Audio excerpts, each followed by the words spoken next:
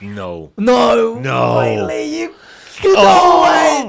Come on, bro. Put it up, man. Yeah. So let me break it down for you what it is, bro. So the younger Dryas, so the Graham Hancock, dude, you need to watch his documentaries and his documentaries on ancient civilization. It's called Ancient Apocalypse. It's on Netflix. Yeah. Bro, you go watch that when we finish this. You go. That's what you're gonna be doing. Yeah. So his theory is that so about 12,000 years ago, an asteroid fell from the sky, and instead of a big one hitting us, it blew up into the sky. Because this happens a lot. Yeah. Because there's an event in Russia called the Tunguska event that happened. It erupted and it blew up and it blasted on the floor. And it was a tiny one. Yeah. It was a small one. And it caused a lot of damage.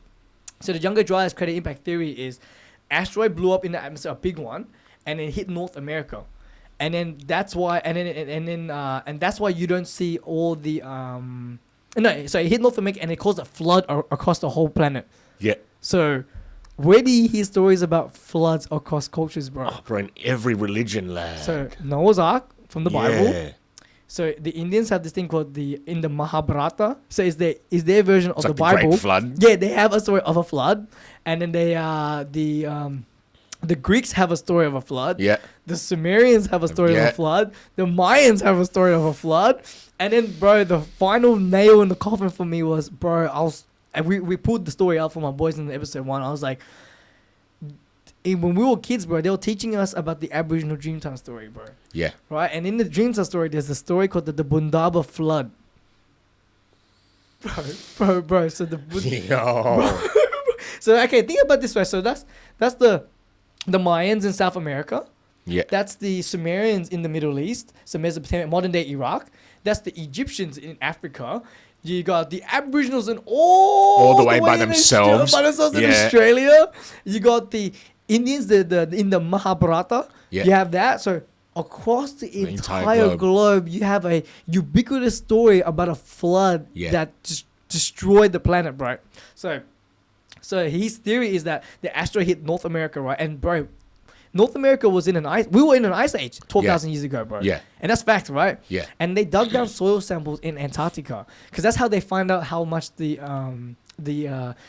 environment, the temperature and the climate of the planet was. 'Cause you can see the effects of the lines. The lines in the soil sample. Yeah. And they found out that 12,000 years ago we abruptly just left the ice age. We just left it. How? What do we get on fucking alien spaceships and just hover for a little bit? Bro, we're gonna get to that, bro. No. Bro, so they found that we just left the ice age like prematurely because we was actually supposed to be leaving it now still. Yeah. It's still supposed to be going on right now. And then so his theory is it hit North America and then it caused a flood because it melted all the ice caps. Yeah. In the from the ice age. Yeah. And then that's what the flood. So the flood in North America that ravaged North America. That's already one story. And then so when you heat up the water, right, all the water vapor goes up into the sky and it started raining severely. And then they found, right, and so this ties into Egypt.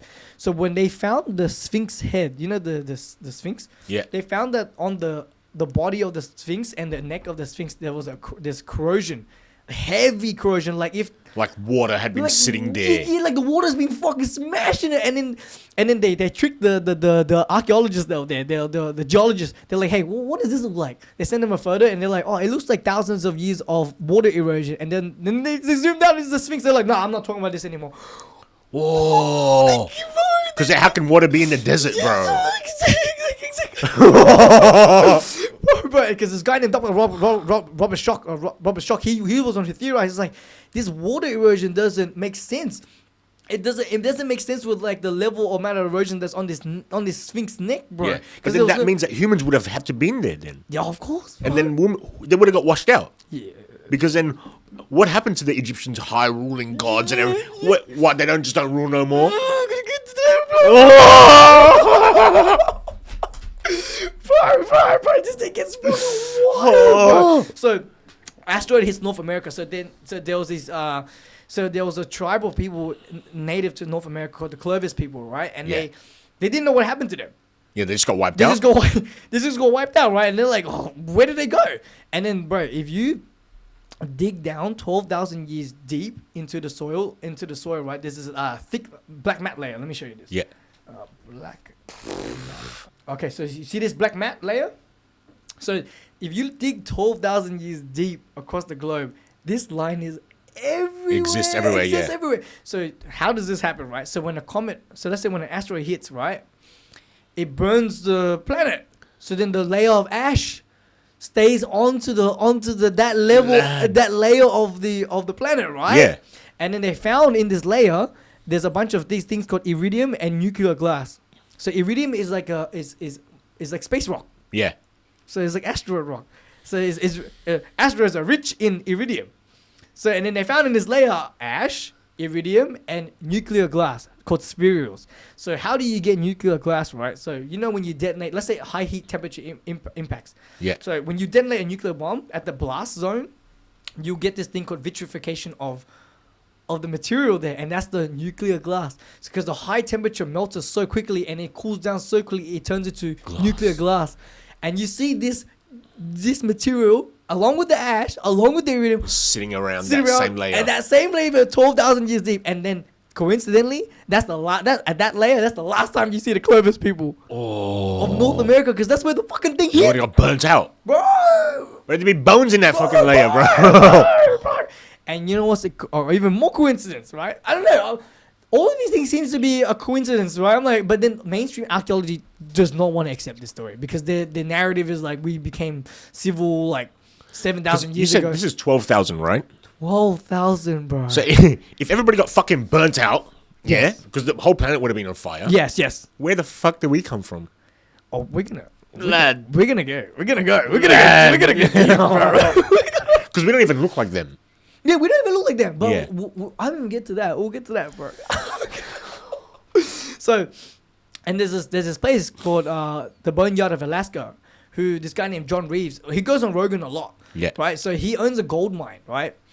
And then so he's blasting at the permafrost, and then he owns like I think 10 acres, and in like a 2-acre lot, every time he blasts down the permafrost, there's like thousands of dead mammoth bones all over his lot. So there's an interesting thing about the megafauna. The megafauna is like the saber-toothed tigers, the mammoths and all that stuff, right? You know what's a coincidence, right? They all happen to go extinct in North America At the same time? about 12,000 years ago. Let's pull that up, bro. Okay, so based on the megafauna went extinct at different times in different parts of the world between 50,000 to 10,000 years ago. So in North America, so when did megafauna go extinct in Americas? About 13,000 years ago. Bro. The same time that asteroid just fucking wiped everybody out. That's the theory, right? That's people don't want to accept it, bro. So this asteroid hits North America, causes a great flood, and destroys civilization, right? And then so people think we were already an advanced civilization before. 100%, bro. And that's what the story is about. The Sumerians and the lost city of Atlantis comes in. Oh, I was talking about this the other day, bro. And what happened to the lost city of Atlantis? It vanished. It got submerged It underwater. Yeah, it vanished. What happened with How? the flood?